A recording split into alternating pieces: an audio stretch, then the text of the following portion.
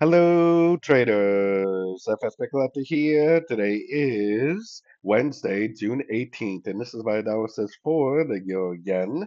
If you haven't done so yet, definitely do check out my free Discord channel, which is linked over here in the corner at the end of the video, and make sure to take a look at my website, fxpipcollector.com. Check out the video on my home screen to learn more. So anyways, the euro yen, I mean, we are definitely still in an uptrend on all the higher time frames. We are at the 61% Fibonacci retracement though, so that definitely could be an area of resistance where we see a much bigger move down.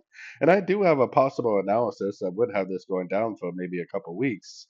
But for me to really believe that it's going down, I would have to at least see an engulfing move to the downside, which we don't really have yet.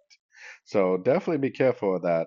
Now on the 1 hour time frame, I would like to see a pullback in order to try to go short. Otherwise, I would potentially still be trying to go long.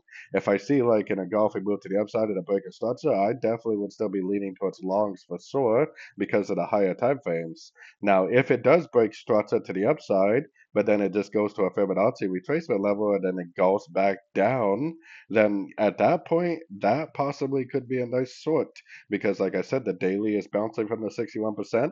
And I do have a possible analysis that would potentially have this going down for several weeks. So if we do get, a 1, 2, 3 way pattern up to a Fibonacci level and a nice engulfing down, that would definitely be the most ideal setup for a possible sorting opportunity.